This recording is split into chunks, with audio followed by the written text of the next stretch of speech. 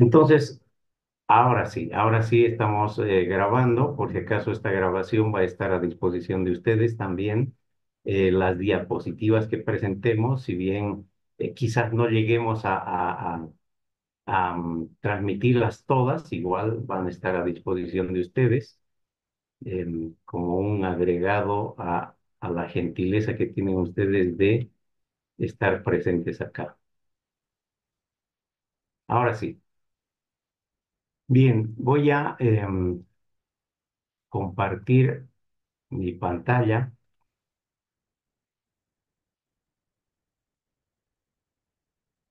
¿Sí se ve? ¿Están viendo la pantalla? Sí, sí, Sí, Miguel, se correcto. está viendo. Ah, Ya se ve. perfecto. Muy bien. Hablemos de las empresas familiares como corresponde, ¿sí? Bueno, esta es la presentación mía. Yo voy a estar como coordinador de este diplomado. No me van a ver mucho en realidad como docente, solamente en una primera etapa donde vamos a estar con Natalia Christensen hablando de las características y la contextualización actual de las empresas familiares.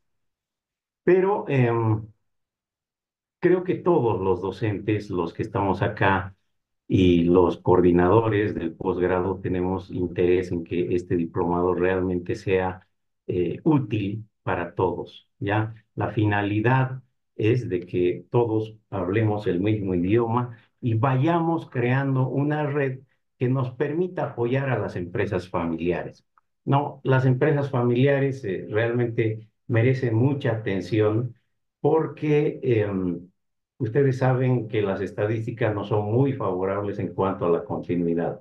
Se dice que un 30% de las empresas familiares mueren en la segunda generación, un 5% sobreviven a la tercera generación y bueno, eso es lo que tenemos que ir tratando de cambiar. En Bolivia, lastimosamente, no tenemos estadísticas exactas o por lo menos aproximadas de la existencia de empresas familiares, pero viendo nuestro contexto, podemos ir deduciendo de que por lo menos un 80% de las empresas son de tipo familiar. Bien, ¿y por qué tenemos que hablar de las empresas familiares? Vamos a definir solamente con una frase. Les comento que hay muchos autores que ya han venido escribiendo desde hace unos 20 años acerca de lo que es una empresa familiar y no, he tomado solamente una frase, ¿no? De lo que sería una empresa familiar. Más de un individuo de una misma familia tienen a la empresa como un medio de vida, ¿no? Es una empresa controlada, si entre comillas, por una familia. Si bien no tienen toda la propiedad, por lo menos la controla, ¿ya? Esa sería una definición que, como les digo, podríamos ampliarla y la idea es de que todos los participantes vayan pensando en que muchas de nuestras empresas son familiares. Hablamos de Pollos Copacabana, por decir una de las más conocidas. Hablamos de Tecalimo, lo que son las galletas San Gabriel, las empresas ganaderas que tenemos en Santa Cruz, algunas empresas grandes, hoteles grandes, como el Hotel Cortés, por ejemplo, eh, que está también en Santa Cruz. Bueno, podemos ir mencionando. Yo sé que ustedes también, si participan, vamos a hacer un poco más interactivo este webinar y vayan mencionando algunas empresas que conocen. Bien. Para que vean, hay un concepto equivocado de lo que es una empresa familiar. Hay algunas personas dirigentes eh, de algunas instituciones que piensan que la empresa familiar generalmente está compuesta por familiares, trabajan familiares y son microempresas o máximo, digamos, medianas empresas. Y acá con esta pantalla estamos demostrando de que las empresas más grandes del mundo, ¿no? Son empresas familiares. Y hablamos de Walmart, donde el 38% es de propiedad de la familia. Ford, ¿no? Donde el 40% aproximadamente también es de la familia. Samsung de la familia Lee, ¿no? LG, que es una empresa coreana que está creciendo muchísimo, ¿no? Cuya propiedad es del 59% de la familia. Carrefour, que son grupos también de empresas que están en varias partes del mundo, ¿no? Fiat, IFI, PSA, Peugeot, Citroën, Cargill, BMW, bueno, todas estas empresas que son símbolos en algunos países, ¿no? Son empresas familiares. Por eso es la importancia del tratamiento de cómo es que nosotros debemos gestionar a estas empresas familiares. ¿Qué es lo que ocurre? ¿Por qué mueren en la segunda o en la tercera generación? Y vamos a tratar el tema también. Generalmente, ¿no? Se dice que estas empresas fallan en su gestión familiar, sobre todo. Y este componente emocional es el que nosotros tenemos que aprender a gestionar. Por otra parte, fíjense ustedes, también tenemos que tener como contrapartida de que existen empresas que son muy, muy antiguas. Por ejemplo, Congo, Uni, ¿no? Cuya fecha de fundación son fechas estimadas o años el año de fundación estaría por el 578, ¿no? Ustedes hagan los cálculos de cuánto está durando esta empresa familiar. Hoshi Ryokan, que también es de Japón, del 718, y así sucesivamente, empresas de Francia, ¿no? De Italia, de Alemania, que son muy, muy antiguas. Bien, eh, hemos titulado dentro del webinar un poco para que ustedes vayan viendo cuáles son las ventajas de tener una empresa familiar y cuáles son las desventajas. Ahí tengo una lista larga de cuáles serían algunas de las ventajas de tener una empresa familiar y por qué estas también duran más en el tiempo y son resilientes, ¿no? A cualquier crisis. Una de las ventajas es que tiene una visión a más largo plazo. Cuando la empresa va creciendo, ¿no? Eh, Se van integrando nuevas familias o familia, ya sean hermanos, primos, tíos. Entonces, se va teniendo una visión a más largo plazo para planificar no solamente qué va a pasar con la empresa, sino también qué es lo que va a ocurrir con la familia, ¿ya? Y esto lo va viendo el fundador a medida que pasa el tiempo, digamos, desde los 5 años, eh, llegando hasta los 30 años, que se estima que es más o menos el plazo que tiene de retiro con una vida normal. Ya entonces, esa es una de las ventajas, que hay una visión a más largo plazo, una mayor unidad de objetivos entre los accionistas, porque los accionistas se supone que van a ser propietarios de la misma familia. Hay una mayor velocidad de decisión, claro, que en las empresas grandes, ¿no?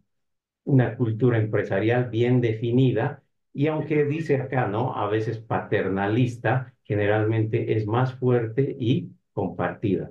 Hay una característica que tienen las empresas familiares y es que se juega también a veces el apellido, ¿no? Cuando hablamos de Pollos Copacabana, estamos hablando de un apellido. Cuando hablamos de Banco Fortaleza, estamos hablando de un apellido. Entonces, cuando alguien pertenece a esa empresa y pertenece a la familia, también tiene, ¿no? Una visión que seguramente es compartida por la familia. Otra de las ventajas es que hay una mayor dedicación a la empresa, una voluntad de sacrificio personal, y eso se ha demostrado, por ejemplo, en la pandemia. Si bien no podíamos contar con personal, sí podíamos contar con la familia para que la empresa no caiga en la crisis que nos ha hecho tanto daño a las empresas en la pandemia. Algo que quería mencionarles es que también los docentes que van a estar con nosotros tienen empresas familiares y tienen experiencia dentro de otras empresas familiares, ¿no? Ya sea como ejecutivos, ya sea como propietarios o como asesores de empresas familiares. Otra de las ventajas es que hay mayor continuidad de los altos funcionarios. ¿Por qué? ¿Qué ocurre con las empresas familiares? A medida que se van integrando algunas áreas, ¿no? Con el natural crecimiento de la empresa, también se van asociando altos funcionarios. Y estos altos funcionarios, si bien no pertenecen a la familia, ¿no? Pueden ser del círculo cercano de las familias, por tanto, su permanencia en el tiempo, ¿no? También hacen que se refuercen las estrategias y políticas. También podemos hablar de los menores costos en los que las familias, generalmente, por ser muy prudentes en el manejo del dinero, también tengan menores costos. Otra de las ventajas es la mejor comunicación de la alta gerencia con proveedores y clientes. Si ustedes piensan en algunas empresas familiares, por ejemplo, qué sé yo, tiendas de barrio, tiendas de ropa, hay una comunicación muy familiar con los proveedores y los clientes. Hay un poco ese pensamiento japonés, ¿no? Que es una muy buena costumbre de mantener una cierta cantidad de proveedores, ¿no? Eligen desde un principio de su gestión a proveedores y muy difícilmente los dejan. Por tanto, ¿no? Con esto están asegurando la calidad y la imagen ante los consumidores. Bien, ahora sí, hablemos también de las desventajas y es a donde nosotros vamos a apuntar con todas estas enseñanzas, con todas las experiencias que nosotros podamos compartir con los participantes, porque estamos seguros de que todos ustedes en algún momento han vivido también algunas de estas situaciones que vamos a exponer ahora, ¿no? Por ejemplo, la superposición de roles empresariales y familiares. Muchas veces se incluyen a familiares que no tienen eh, ningún cargo formal dentro de la empresa, pero sí están participando ahí en la empresa, ¿no? Y solamente a veces, algunos, con tener ese vínculo familiar, es que nos quieren, por ejemplo, dar órdenes. Y eso no es correcto. Entonces, hay que enseñarles también a las familias a que estos roles sean muy bien establecidos, ¿ya? Luego, la falta de planificación de la sucesión, todos creo que, como dice uno de nuestros profesores, no sé si de Franklin y de Rodrigo ha sido el docente Leonardo Glickin, que es el autor de varios libros y es profesor de varias universidades en Argentina. Él parte por un principio, cuando habla con los fundadores, dice, bueno, todos nos vamos a morir, ¿no? Y a veces el no pensar en esto, así tan fríamente como lo dice él, ¿no? Podría llevarnos a un retraso en la sucesión, lo que es muy dañino para las empresas, ¿ya? Otra cosa es el nepotismo. Esto se da cuando hay un exceso, ¿no? de desconfianza en el personal externo. Es decir, quieres trabajar, ingresar, ¿no? Que tengo un sobrino, una sobrina que está por ahí sin trabajo, que venga, que ingrese. Bueno, todas estas cosas hay que regularlas, ¿sí? Ese manejo del ingreso de la familia dentro de la empresa hay que regular. El exceso de desconfianza, control y secreto es típico especialmente, no digo de todas, ¿no? Nos decía un profesor de filosofía que el generalizar es un error filosófico. Entonces, no son todas las empresas las que caen en esto, en el exceso de desconfianza, pero sí yo les puedo contar algunos casos de que inclusive consultores de empresas reconocidas, eh, cuando los invito a hablar de empresas familiares, me dicen, no, yo no puedo hablar de eso. Esos son secretos familiares. Y no es así. O sea, hay que romper un poco ese cascarón que no nos permite hablar de los problemas que existen dentro de las empresas familiares, dentro de las familias empresariales. ¿no? Y esto hace y lleva a las empresas a tener desconfianza inclusive en la contratación de un gerente en un área clave o de tener un director que sea externo a la familia únicamente por guardar secretos, ¿no? Entonces eso hace que las empresas eh, dejen de profesionalizarse y dejen de tener continuidad, ¿no? También hay otra desventaja que es la gran resistencia al cambio, ¿no? Y la profesionalización. No hablamos de que debemos incorporar profesionales necesariamente, sino que debemos nosotros manejar la empresa, ¿no? De manera mucho más profesional en cuanto a la creación, por ejemplo, de áreas que sean de gobierno de la empresa y que por ejemplo, Franklin nos va a hablar del tema este de la innovación, de que no nos descuidemos de esos aspectos que podrían hacer crecer a la empresa o podrían evitar de que la empresa desaparezca. ¿Ya? Más desventajas. Falta de una mentalidad orientada a resultados y creación de riqueza. A veces el conformismo nos lleva a que las empresas vayan cerrando. Miren, yo les comento que vivo por la zona sur de La Paz y veo con tristeza, ¿no? Como cada semana que voy a caminar, se van cerrando carnicerías, se van cerrando pastelerías, se van cerrando tiendas de ropa, ¿no?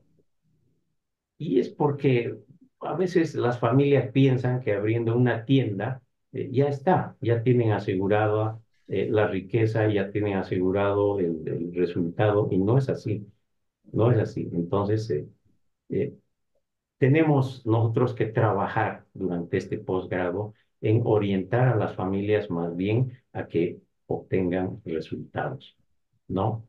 Un liderazgo muy largo también es dañino. Ya es lo mismo que retrasar la sucesión, porque quieran o no, todos nos desgastamos y todos necesitamos retroalimentarnos con nuevos conocimientos y nuevas técnicas, nuevas tecnologías, adecuarnos a los nuevos contextos y desafíos. ¿Ya? Problemas organizativos donde es frecuente vulnerar el principio de unidad de mando.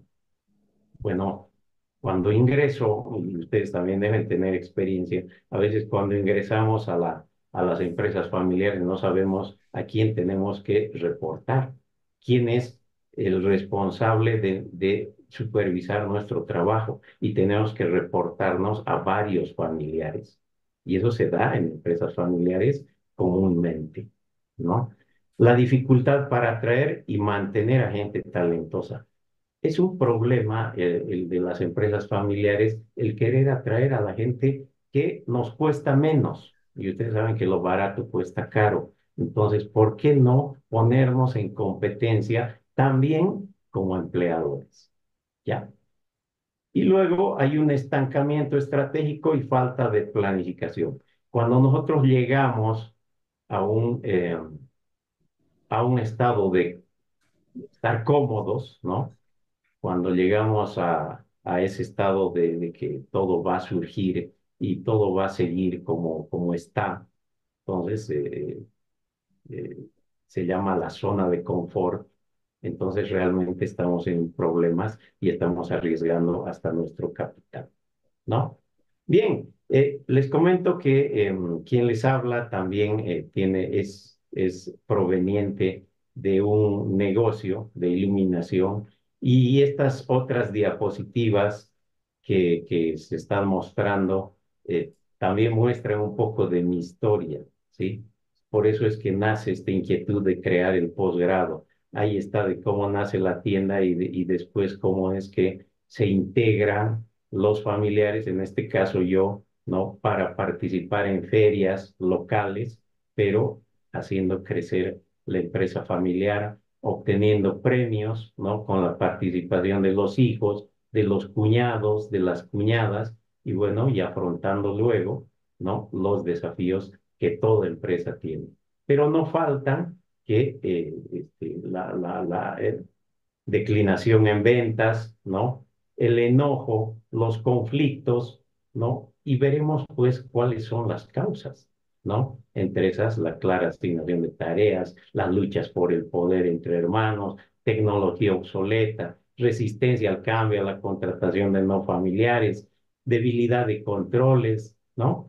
Bueno, todos estos problemas, conflictos también los vamos a ver en cada uno de los temas. ¿Sí? Cómo es que se planifica, si pesan más los problemas humanos o los objetivos familiares, si no se cuentan con recursos financieros y humanos dentro de la familia, ¿no? ¿Cuáles son esas limitaciones? Y bueno, todo esto lo vamos a enfocar técnicamente a través del manejo de las técnicas que nos permiten definir los roles de cada uno de los que componen la familia, la empresa y de los que intervienen también finalmente en el patrimonio. Claro, el tiempo va a pasar y nosotros también vamos a ir aprendiendo técnicas para analizar la evolución del negocio, la evolución de la propiedad y la evolución de la familia, ¿no? Entonces, ¿qué es lo primero que vamos a aprender? Que los estados financieros siempre se tienen que referir a un ente, ¿sí? Donde el elemento subjetivo es considerado como un tercero. La empresa es una cosa, la familia es otra. El bolsillo del dueño es una cosa, la caja de la empresa es otra, ¿no? Y considerar todas estas trampas propias de las empresas familiares.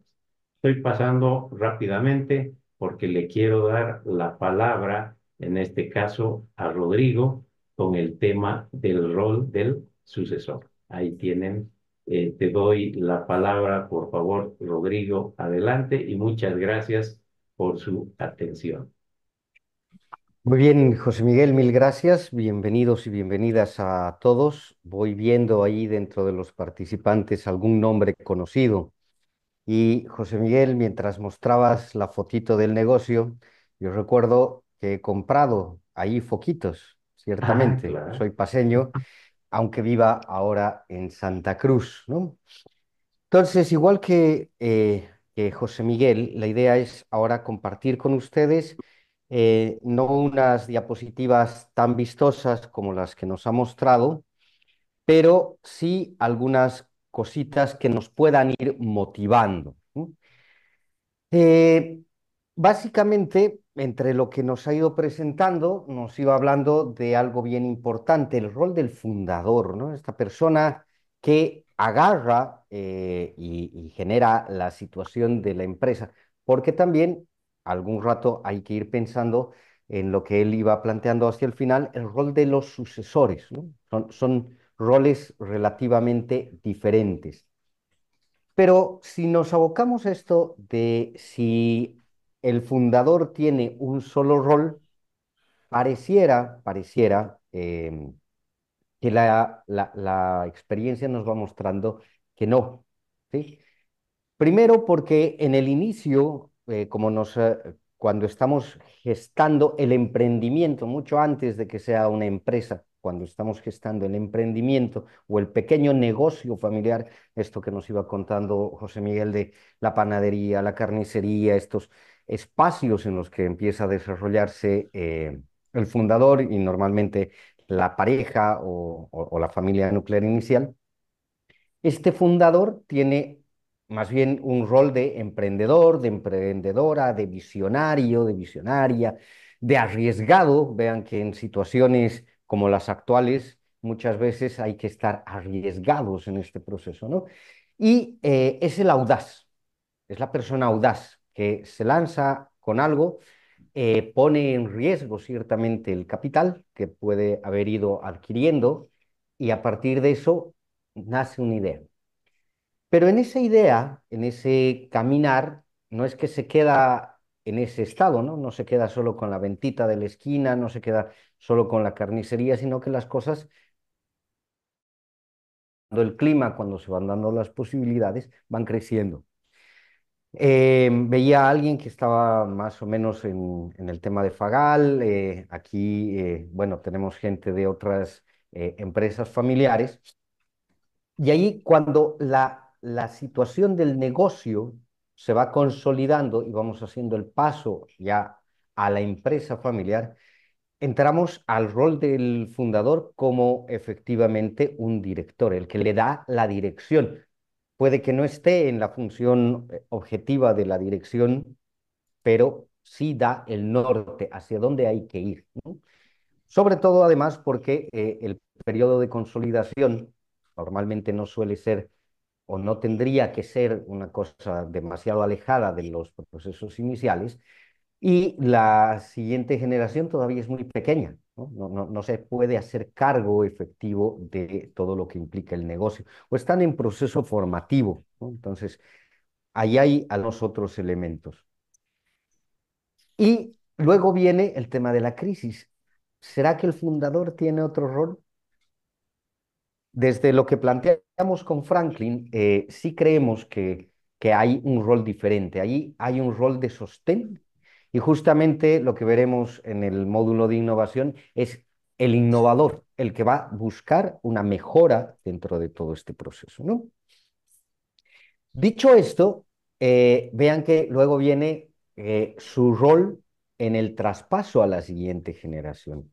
Y ese es un rol bastante más complejo, por lo mismo que nos iba presentando en las desventajas, José Miguel, ¿no? Porque muchas Perdón, veces el Rodrigo, liderazgo... Dime. no, ¿estás cambiando diapositivas o estás solo sobre No, la no, de... todavía no he cambiado Ah, ya. diapositivas, Frankie. Gracias. Entonces, hay un rol que ahí cambia la situación hacia un espíritu, a convertirse en el motivador, en el que apuesta, porque apostar por la siguiente generación no es tan sencillo, no es tan fácil. Vean que, como José Miguel nos decía, tenemos un apego, ¿no?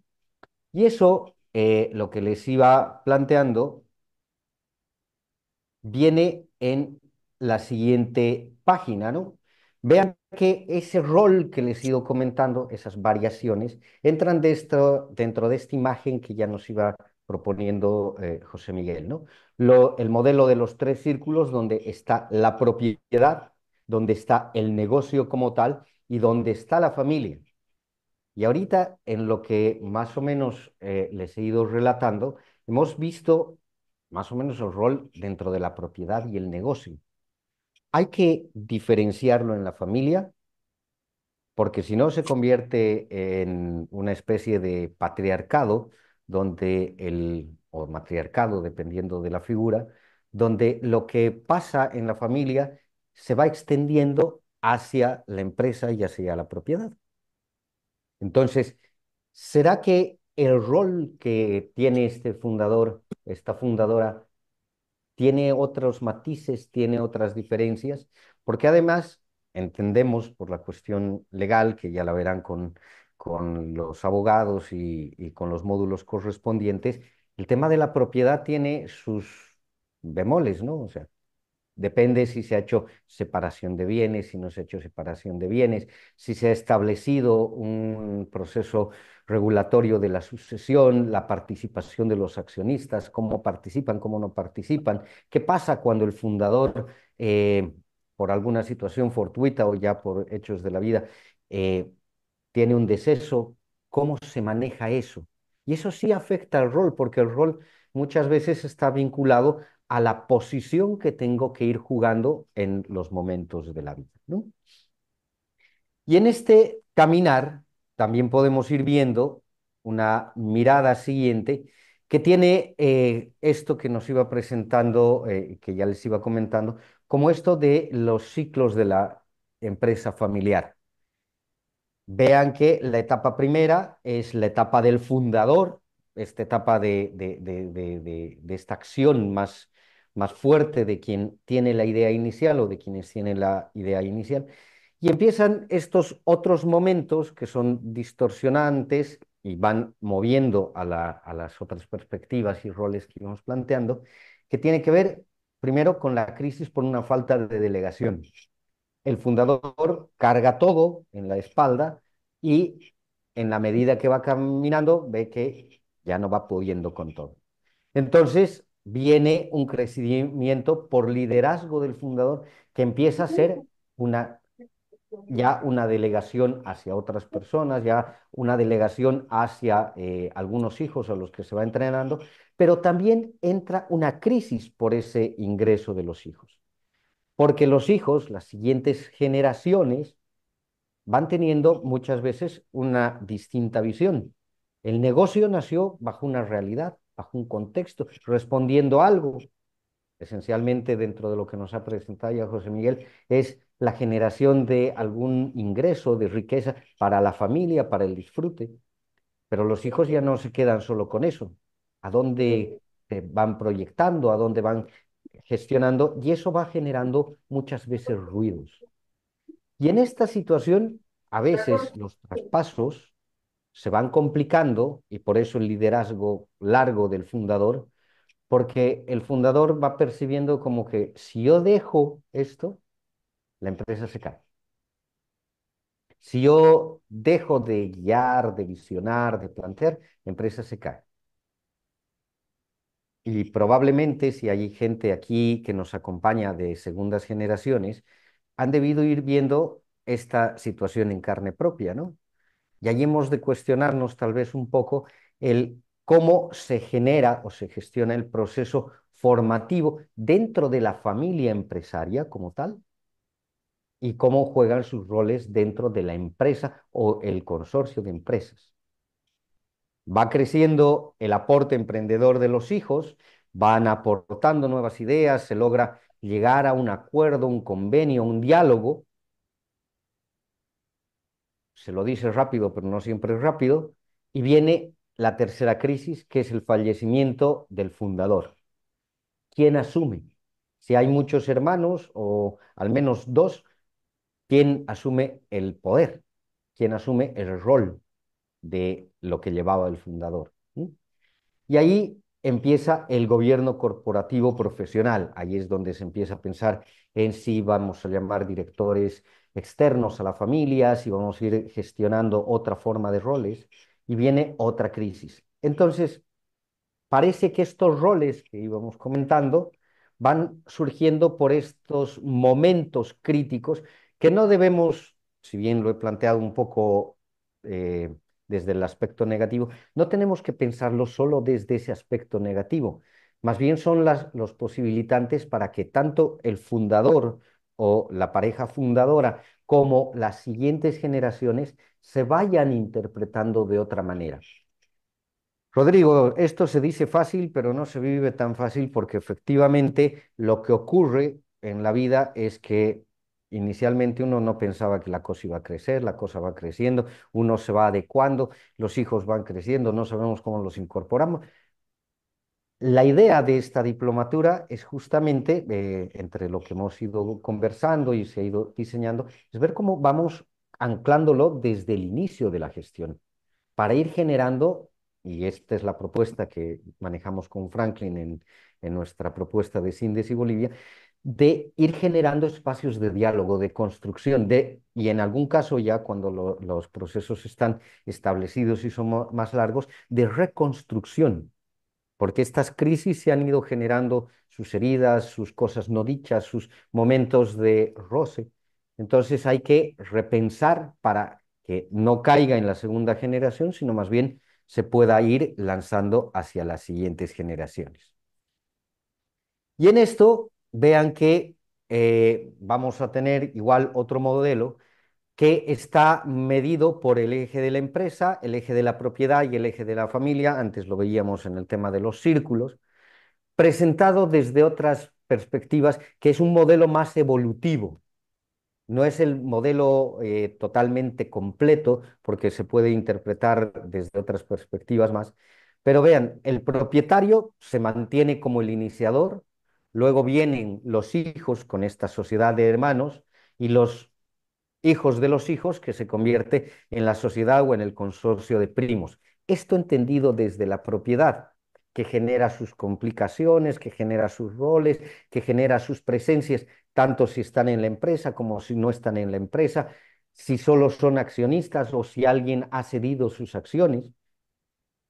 Y en correlato, o a veces no en correlato, sino más bien se va desarrollando, están los procesos del eje de la empresa que tiene que ver con la iniciación, la expansión y la formalización, lo que nos iba planteando también José Miguel con el proceso de la profesionalización y la madurez del negocio.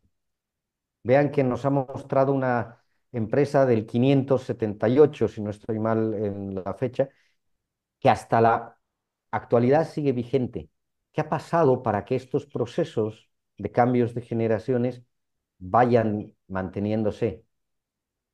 Y ahora, en los cambios actuales que tenemos, ¿será que la sociedad va a permitir que esto funcione tan lentamente o nos va a permitir pensar en otros procesos? Porque claro, los ritmos en la empresa y en la propiedad son totalmente distintos a la familia. La familia joven que genera el negocio, el ingreso de los hijos en el negocio, el trabajo conjunto, la sesión, se va produciendo en etapas más largas. En cambio, cómo va evolucionando la empresa es muchas veces más rápido. Entonces, esa conjugación es la que nos permitirá ir estableciendo el rol del fundador y el rol de las siguientes generaciones.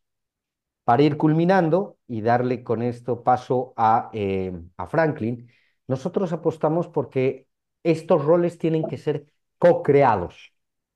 O sea, la teoría nos plantea así unas perspectivas, nos plantea unas miradas, pero desde las exigencias actuales para la vigencia de las empresas familiares y sobre todo de las familias empresarias, hay que co-crear esos roles, hay que ver cómo las piezas encajan y no cómo hacer encajar la pieza.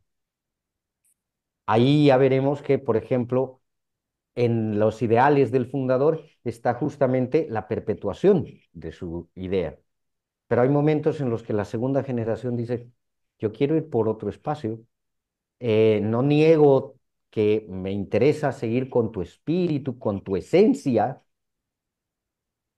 pero esa esencia la quiero expresar de otra manera, la quiero presentar desde esta otra situación. Y ahí es uno de los momentos más críticos, porque justamente el fundador espera que su idea, su perspectiva, la impronta, el sello que él ha puesto, tanto en la familia como en la empresa y en la propiedad, se mantenga.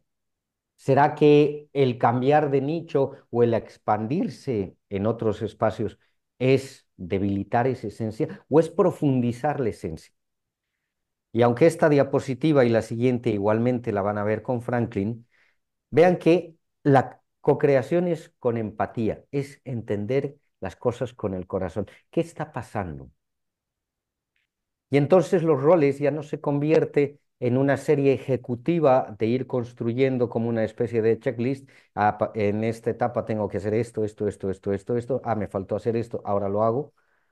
Sino más bien se va convirtiendo en una creación de las personas, se va convirtiendo en un espacio en el que los hijos desde pequeños se van involucrando, los padres comparten, y ese es un cambio de chip, porque vean que muchas de las empresas han surgido con familias en las que se hablaba entre adultos y las generaciones jóvenes, hasta que no estén en un rol de adultos, no tenían por qué decir algo, ¿no? Entonces, esa es parte de la idea de lo que veremos en el rol que me toca conjuntamente dar con Nicole y que queremos continuar con Franklin en esta idea de la innovación y en el ir pensando estos otros espacios.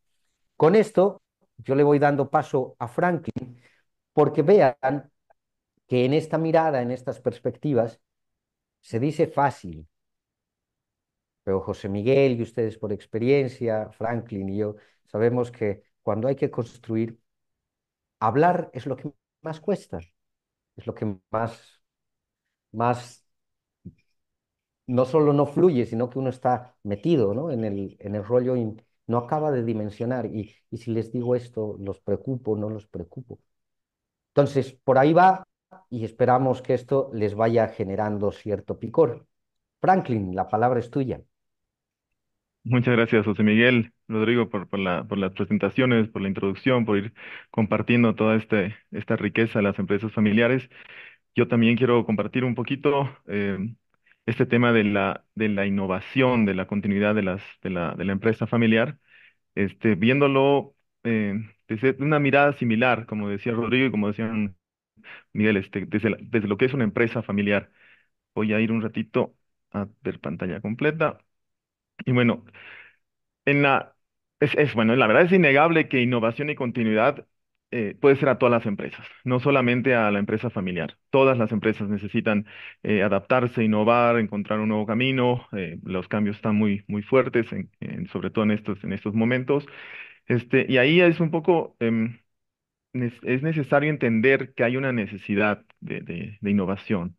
Y esto lo vuelve en una imagen esta idea de la curva S o curva sigmoidea, que realmente les invito a profundizar, a aprender mucho más de esto, porque es algo que lo podemos aplicar a muchos, muchos espacios de nuestra vida, no solamente a las empresas, sino también esta curva la podemos aplicar a lo que es la vida de una persona, a cualquier proyecto que tengamos. O sea, lo que esta curva nos trata de mostrar es que en lo que significa el tiempo y los recursos, en casi todo momento, cuando empiezas un proyecto, sea una nueva vida, un nuevo proyecto, una nueva empresa, un nuevo estudio, un nuevo cambio de mudanza, por ejemplo, de cambiarte de país, al inicio vas a tener que invertir recursos. Sea porque estás alimentando a tu hijo o hija, porque estás invirtiendo en la empresa, porque estás invirtiendo tiempo en hacer nuevos amigos. Y con el tiempo esos recursos van a empezar a dar frutos. O sea, vas a seguir invirtiendo tiempo, energía, pero lo que estás recibiendo puede ser más. O sea, te está llenando, te está devolviendo más de lo que has invertido. Y hay un tiempo de crecimiento donde esos recursos se está viendo que dan frutos. O sea, sientes que te, que realmente estás haciendo lo correcto. Incluso es un momento donde por ese tiempo que tienes que dedicarles, como que el tren te está llevando hacia arriba.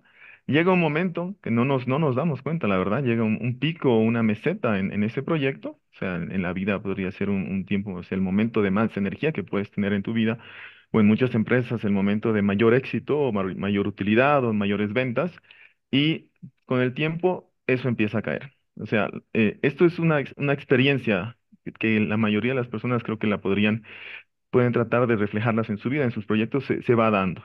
No necesariamente es una ley, pero es algo que se va repitiendo. Este declive puede ser o no tan pronunciado, puede ser muchísimo más leve y alargado en el tiempo, pero si se van dando cuenta, si lo van investigando, van a ver que se puede ir cumpliendo. Entonces ahí la pregunta es, ¿cómo logramos que cualquier proyecto, cualquier momento de nuestras vidas, de las empresas, tenga una continuidad? Y ahí es donde llega la pregunta también de la innovación del cambio. Y es necesario crear una nueva curva que construye sobre ese proyecto, esa empresa que tenemos, construye algo, invierte otra vez tiempo, dinero, recursos para crear un nuevo momento y darle nueva fuerza a esa empresa. Puede ser que las empresas continúen haciendo lo mismo, haya un cambio de simplemente de cultura, haya un cambio de estilo de gestión y se vuelve a dar ese impulso a la empresa y continúas haciendo lo mismo. Puede ser que tengas que cambiar de rubro, puede ser que tengas que cambiar realmente de mercado, pero va a haber un momento ahí de tensión. O sea, ahí donde estás invirtiendo tiempo y dinero para crear algo nuevo, vas a tener algo de tensión por la incertidumbre, por los miedos. Y es el momento en que muchas personas, muchas empresas nos damos por vencidos, porque esta tensión causa problemas. Y en las empresas familiares, ese problema no solamente se da en la empresa, sino también se da en la familia misma, porque lo llevamos. Entonces, ¿cómo logramos esa innovación? Y vean aquí lo difícil en este momento, en este tiempo de introducir la innovación, introducir el cambio, es que no se da cuando estamos en lo más alto. Cuando estamos en lo más alto, no nos da después tal vez los recursos suficientes para impulsar esa nueva curva. El arte aquí, y esta es la palabra realmente que quiero usar, es un arte, hay que, hasta se podría decir sentirlo, es darse la oportunidad de crear innovaciones cuando estamos en crecimiento, antes de llegar al pico máximo. Y es un poco contraintuitivo para la mayoría que estamos aquí en ese tren que les decía que nos está jalando, nos está impulsando a trabajar más, a vender más, a mantenernos en eso que estamos haciendo, en la continuidad. Y para todas las empresas y sobre todo para las empresas familiares, es cómo volvemos eso un hábito, cómo volvemos eso algo que traspasamos a las siguientes generaciones. O sea, puede ser que esta curva, esta nueva curva verde se dé en la siguiente generación. Puede ser que la segunda generación tenga que hacer una nueva curva dentro de la siguiente generación, dentro de la misma generación, y recién la cuarta curva se da en la tercera generación. O sea, pero es una actitud, es una mirada de estar siempre atentos a introducir esos cambios, esas innovaciones, para que tanto la empresa o la familia salga adelante o continúe con nuevo impulso, nuevos rumbos, nuevas ideas de negocio.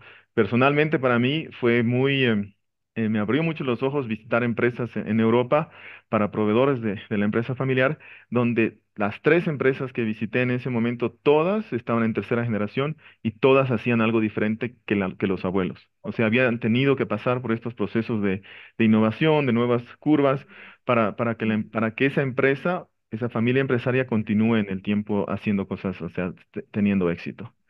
Y ahí es la pregunta, o sea, lo que nos dice Darwin, que es que se lo está empezando a ver de nuevo de esta forma, es que las especies que sobreviven no son las más fuertes, sino las que mejor se adaptan al cambio. Y eso es algo que nos tiene que llamar a nosotros también como empresas, como familias, o sea, que tenemos que a cambio estar atentos, tener un oído abierto, un ojo abierto, y la pregunta es cómo hacerlo, ¿no? O sea, cómo lo logramos? O sea, cuando, como decía Rodrigo, o sea, los roles del fundador, cómo los va pasando, va a ser el rol del fundador estar atento al cambio, va a ser el rol del fundador dejarles ese cambio a la siguiente generación, cómo vamos a trabajar eso.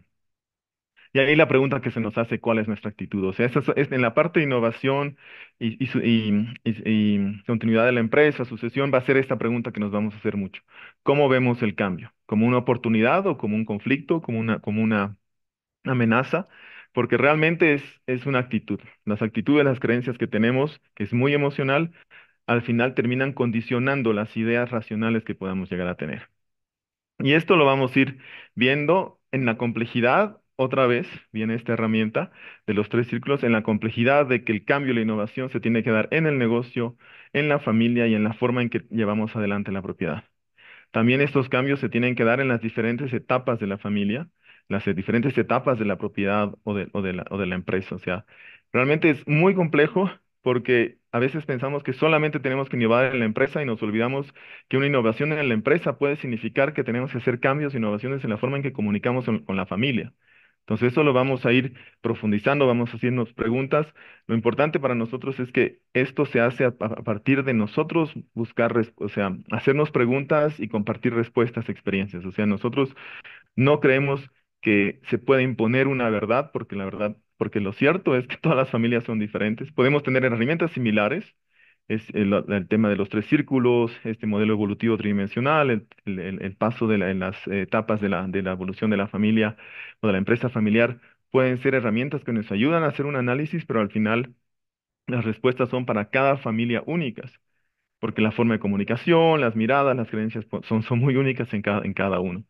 Y otra vez volvemos a lo mismo que decía Rodrigo y que también José Miguel lo planteaba, o sea, esto es co-creando. Como les digo, las herramientas pueden ser todas iguales, pero las familias son las que tienen que ir creando sus propias respuestas. Incluso si vamos a ver, o sea, en el diplomado se va a ver el tema de protocolo familiar. El protocolo familiar son acuerdos que las familias van creando entre ellos. O sea, no es algo que un abogado te impone, no es algo que un consultor impone, es algo que la familia tiene que comunicar, conversar, crear para que realmente sea exitoso. Y sobre todo, que es otro eje, es un eje que tiene que seguirnos, que seguramente en comunicación también lo vamos a ver, es este tema de la empatía. Todos esos cambios, todos esos momentos, el cambio de rol, la innovación de la familia, la innovación en la empresa, todo se tiene que hacer con empatía. Aunque no lo crean muy eh, complicado, incluso en la creación de un nuevo producto o la diversificación, tiene que ser con empatía hacia el consumidor, hacia el cliente que nos está diciendo que necesita algo y nosotros como empresa tenemos que darle una respuesta a su necesidad. Por eso para nosotros es importante ver esos ejes que nos pueden acompañar como guías, que son la co-creación de las respuestas, la empatía en esa co-creación, utilizar las herramientas que ya están probadas, como los tres círculos para analizar las diferentes situaciones, la evolución de las familias. Todo eso lo vamos a ir viendo y lo vamos a ir aplicando en el transcurso de este diplomado, para que cada quien pueda darse sus respuestas, sean miembros de familias empresarias, sean personas que trabajan con familias empresarias o empresas familiares, porque ellos también van a tener que desarrollar esta capacidad de comunicación con empatía, innovación con empatía para poder ayudar a la familia a crecer y mantener esta continuidad.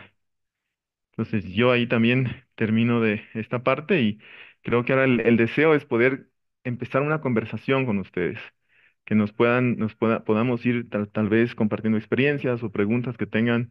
No sé, José Miguel, tú tal vez quieres tomar aquí otra vez la dirección Bueno, o la batuta. bueno, muchas gracias a Rodrigo, muchas gracias a Franklin. Realmente la pelota está picando ahí, ¿no? Les dejamos a nuestros participantes, a nuestros invitados, de la libertad de hacer comentarios, preguntas. Carlita también está con nosotros. Ah, si quieres agregar algo, Carlita, acerca de lo que se va a hablar en el tema de comunicación, quizás, o dejamos a los participantes que hagan las preguntas necesarias, las reflexiones necesarias. Quizás hay algún tema en especial que quieran conocer si se va a tratar en la diplomatura o no. Entonces, a ver, esperamos la participación de ustedes.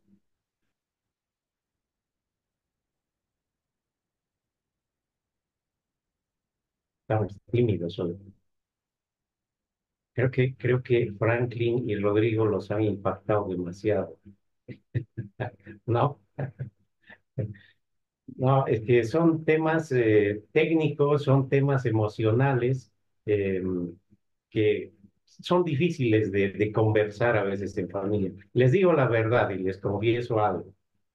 Como ¿Por qué es que estoy estudiando a las empresas familiares ya desde hace varios años? Bueno, yo me he iniciado a mis 15 años en la empresa familiar y la verdad es que con el transcurrir de los años he llegado a obtener una participación en las empresas que me ha tocado eh, trabajar, eh, participar en el gobierno corporativo.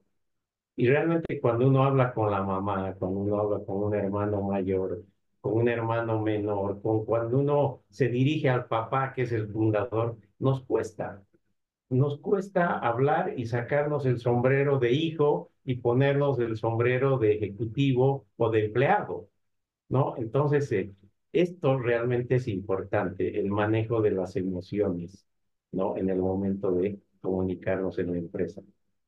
No sé si Ramiro quería hacer alguna consulta. Adelante, por favor. Muy buenas tardes, si me permiten. Primero, darle un cordial saludo y abrazo a mi buen amigo Rodrigo Montes, placer de verte. Franklin, lo propio, qué gusto poder saludarte. Licenciado Díaz, gracias por su disertación. Una de las dimensiones que, fuera de la parte científica, eh, es de alto impacto en unidades familiares, esto lo hablo no tanto por haber desarrollado emprendimientos familiares, sino como profesional que ofreció servicios en su gran manera a empresas familiares, es la dimensión que ustedes mencionaban, emocional, lo, lo subjetivo, lo cualitativo. Muchas veces uno llega a formar parte de las mismas relaciones que entre los miembros de la familia desarrollan, cuáles son las proyecciones y o prioridades que cada uno de los miembros tiene. En este apartado, quisiera conocer un poco en cuanto al programa que están pensando desarrollar, el cual realmente me interesa mucho. Eh, ¿Cuáles son las dimensiones que el contenido programático está tratando de incluir en esta dimensión? ¿Y cuáles los aportes también desde la dimensión legal? Porque creo que uno de los principales eh, errores que comete una unidad familiar es desconocer la norma, es desconocer la legislación vigente y por tanto, ante el desconocimiento de lo que puede suceder de la legislación, logra incidir en algunos errores que a la larga le generan consecuencias. Eso como primera inquietud, por favor, si fueran tan gentil y bueno, un saludo a todos, gracias. Muchas gracias, Rodrigo. Sí. Bueno, desde el punto de vista emocional, realmente es importante. el tema que nosotros vamos a tratar eh, casi en todos los módulos. Fíjense ustedes que la comunicación es transversal. En cualquier etapa de la vida de la empresa familiar es transversal, ¿no? El fundador, cuando empieza a contratar, a recibir hijos, a recibir a la esposa, a la familia, quizás sobrinos, nietos, ¿no? Ya tiene un primer conflicto, como lo explicaba Rodrigo. Entonces, hay que saber comunicar las normas de la empresa y las normas de la familia, ¿no? Hay que saber comunicar, por ejemplo, esto que se lleva mucho en el día de hoy, que se hace énfasis en el tratamiento de los familiares políticos, cómo lo tratamos a un yerno, cómo lo tratamos a un suegro o a una suegra que quizás está trabajando en la empresa o quizás en alguna agencia que nosotros estamos abriendo en cualquier parte del país, ¿no? Es un tema bien delicado. Entonces, para eso es el tema de la profesionalización. Para eso es el tema del protocolo familiar. Finalmente, todo en la familia puede transformarse en acuerdos, ¿no? En acuerdos familiares, pero también se debe manejar muy bien el tema este de la comunicación. En todo caso, en el módulo 4, perdón, en el módulo 5 vamos a hablar específicamente de la gestión del conflicto y la comunicación interna en las empresas familiares, ¿no? ¿Qué vamos a ver? Por ejemplo, la relevancia en la gestión efectiva del conflicto. Una tendencia que tenemos nosotros los bolivianos, no sé si estarán de acuerdo conmigo, también estoy generalizando acá lo que no es cierto, pero es judicializar. Cualquier conflicto, judicializamos el conflicto, ¿no? Te voy a llevar a mi abogado, o antes de tratar contigo, prefiero traer a mi abogado, ¿no? Y eso es malo. Es decir, ¿cómo salimos de esto? ¿Cómo evitamos esto dentro de la empresa familiar? Que es muy necesario. ¿No? Luego vamos a tener lo que es el impacto en la resolución asertiva de los conflictos. Habrá que educar a la familia y tendremos nosotros mismos que reflexionar, porque van a ser espacios de reflexión principalmente en cómo resolvemos asertivamente los conflictos, ¿no? Hay ejemplos en que el suegro o el papá se tiene que agarrar a puñetes con su hijo, o el suegro agarrarlo a puñetes al yerno, y es todo eso lo que nosotros tenemos que afrontar, que muchas veces nos lleva a peores conflictos, ¿no? El análisis de los factores que contribuyen a la aparición de conflictos, que es mejor prevenir que lamentar, dicen, ¿no? Entonces, ¿cómo se previene esto? Ya desde el ingreso de la segunda generación, creo que tenemos que aprender a prevenir estos conflictos. Hay conflictos que se llevan desde la niñez, entre la hermana mayor y el hermano menor, entre el hermano mayor y la hermana del medio, no sé. Son cosas que por ahí no las decimos, que están ahí palpitando, ¿no? Están dentro de la familia. Y más cuando se incorpora otra familia. Como dice Leonardo Glickin, otra vez lo cito a este autor, dice, no sabemos qué familia nos van a llevar nuestros hijos, ¿no? Desconocemos al final qué es lo que nos va a causar conflicto o no, cómo se va a manejar el patrimonio cuando ya la empresa crezca y tenga ciertas propiedades. Hablamos de maquinaria, de fábricas, de terrenos, de extensiones, de qué sé yo, de ganadería, hablando de Santa Cruz, del Beni, todo esto está abierto, ¿no es cierto?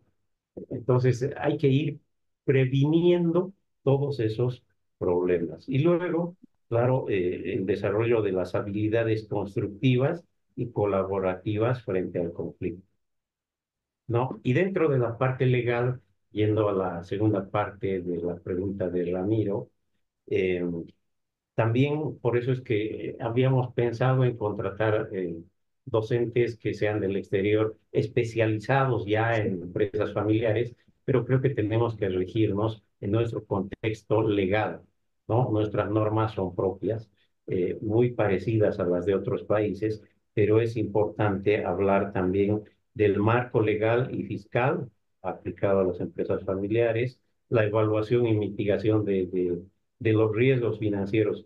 Yo les cuento un caso. Hemos llegado a conocer de una familia eh, que estaban ya en la cuarta generación, pero uno de los nietos, ¿no? Ha llegado a prestarse dinero de un banco, y ustedes saben que los bancos no perdonan y se aseguran por todo lado, ¿no? El préstamo que hacen, y se había llegado a prestar, ¿no? Con la propiedad que le correspondía, con la parte que le correspondía a la casa del abuelo, sin que sepa nadie, ¿no? Entonces, ¿cómo abordamos estos problemas? ¿Qué marco legal hay para evitar este tipo de conflictos? ¿Sí? Y en realidad, si nosotros nos ponemos a pensar en Bolivia, no hay ninguna norma que esté aprobando o regulando, por ejemplo, los protocolos familiares, si se reconocen o no estos protocolos, ¿no? Ya en Argentina se ha dado un paso, en España también están avanzados en el tema, pero que en Bolivia todavía no. Solo hay una propuesta y espero a ver en la primera parte invitarlo al diputado Alejandro Reyes, no sé si lo conocen, él es el único que ha propuesto una reforma del Código de Comercio donde se reconozcan a las empresas familiares y se dé este tipo de tratamiento de los temas que son específicamente relacionados a las empresas familiares. ¿No? Y bueno, y finalmente vamos a ver los conceptos básicos de planificación familiar, la estructura del patrimonio familiar, cómo se manejan los bienes raíces, las participaciones en las empresas, ¿no? Cuando ya son accionistas, si se heredan, si no se heredan, algunas herramientas y estrategias para la continuidad del patrimonio familiar, herramientas para la planificación patrimonial, ¿no? Lo que es el fideicomiso, no sé, y algunas otras herramientas financieras que existan para el tema.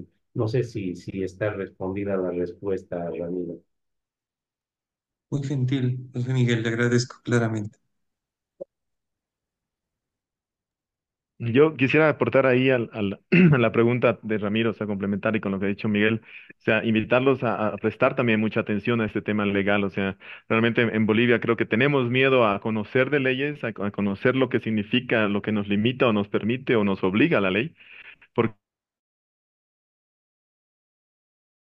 poner ciertas reglas del juego para poder tener, o sea, expectativas más reales como miembros de una empresa familiar, como trabajadores con una empresa familiar, de lo que podemos, pedirle a la familia o no. O sea, aprovechen esos momentos de planificación, de todo lo legal, porque les van a ayudar a, como les digo, a simplificar muchas cosas. Porque a veces soñamos demasiado, hemos hablado mucho, hemos tal vez conversado mucho en familia y resulta que al final no se puede hacer porque la ley no lo permite, ¿no? Entonces, aprovechen esos momentos en legal para que después las expectativas sean más reales.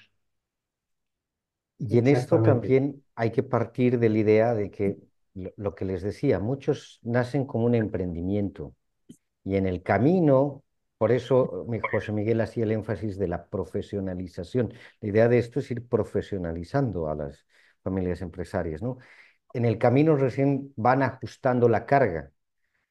Si podemos ir coadyuvando a que desde el principio, cuando están en la gestión del emprendimiento, ya pueden ir prefigurando todo este proceso, es mucho más sencillo y, como Franklin dice, ya no nos acercamos a la ley con tanto miedo, más bien estamos asegurando que las cosas van a fluir, van a gestionarse. Pero en los procesos en los que ya estamos en una segunda, tercera generación, donde además, más allá de que había desconocimiento de la ley, vean que lo que José Miguel dice es verdad, hay bastantes vacíos en nuestro país para ir regulando todas estas situaciones, ¿no? Entonces, hay que ir creando también la propuesta de cómo gestionamos todo este proceso. Así es. Bien, ¿alguna otra pregunta, alguna otra inquietud que quizás los participantes tengan? Se reciben sugerencias, felicitaciones también, porque no, mentira, es una falta de humildad esa, ¿no? pero los que gusten, los comentarios que gusten, por favor. Muy bien, bueno, si no queda más, no sé si Johans estás atento. Quisiera que los invites, por favor, a los participantes a inscribirse a este primer diplomado, vamos a decir que es así, es el primer diplomado en Bolivia, que se está dando además con el respaldo del Instituto Latinoamericano de la Empresa Familiar. Creo que no les he mencionado, pero la Univalle tiene un convenio con el ILAE. Mis compañeros vecinos son los que están metiendo la bulla, ¿no? Entonces, el ILAEF nos ha autorizado a que este diplomado también tenga el respaldo y se da la certificación internacional y la titulación internacional, ¿no? Lo que es también novedoso acá en Bolivia. Johans, te cedo la palabra, por favor, adelante.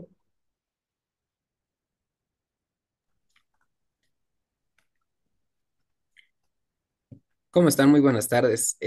Muchísimas gracias, Magíster Díaz, y mil gracias a los ingeniero Antesana y Magíster Montes realmente por su predisposición para poder realizar este webinar.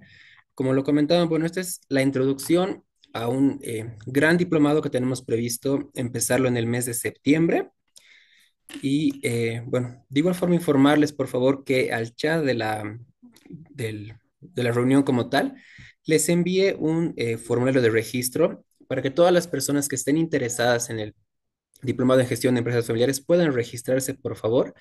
Y de esta forma, además de poder reservar su cupo para el diplomado, les podamos enviar justamente toda la información, ¿no? Sobre el mismo. Y de igual forma les dejo, por favor, mi número de celular para cualquier duda o consulta que tengan, pueden contactarse cuando gusten. Y nuevamente, muchísimas gracias a los tres excelentes expositores que tuvimos el día de hoy. Gracias a ti, Johans. Hubiéramos querido tener una mayor participación de todos nuestros invitados, pero bueno, se va a dar, estoy seguro de que vamos a lograr de que la gente se vaya interesando y se vaya incorporando a esta red que vamos a tener en todo Bolivia de interesados, de estudiosos, de consultores, de expertos en empresas familiares, de familias empresarias que se van a unir a esta red y estamos iniciando pues un lindo proceso que otros países ya han logrado. Les dejo a Franklin y Rodrigo. Yo me despido. Muchas gracias por su atención. Muchas gracias a todos por estar, por participar. Muchas gracias, Ramiro, también por la pregunta, muy importante. Y José Miguel por la invitación. Esperamos realmente aprovechen esta oportunidad. No esperen a conocer y aprender más de lo que es una empresa familiar, sobre todo si trabajan o son miembros de una familia que tiene un proyecto así. Pues realmente mientras antes empiecen a hablar este lenguaje, mientras antes empiecen a conocer todo lo complejo que es ser parte de una empresa familiar, mucho antes también van a poderle dar soluciones y tener acuerdos que les ayuden a sobrellevar cualquiera de los desafíos que se vienen en el futuro. De mi parte, igual agradecerles. Gracias por no solo estar aquí presentes, sino porque les interesa. Vean que el tema de la empresa familiar sí es algo novedoso en nuestro país y hay mucho que ir trabajando e ir construyendo. José Miguel nos ha hecho mucho énfasis en esto, porque no solo es que nuestro país está así, la región está intentando consolidar toda esta situación y por eso el convenio que se ha logrado con el ILAEF.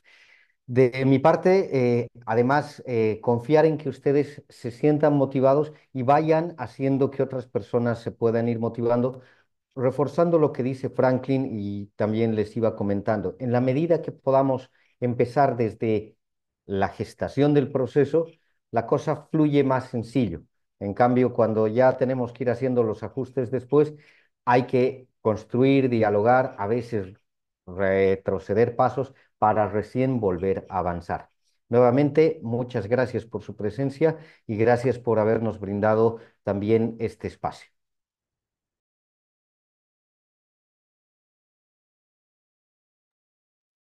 Muchas gracias. Muchísimas gracias a todos. Hasta luego, que tengan un buen resto de jornada. Gracias, felicidades. Gracias también, un gusto.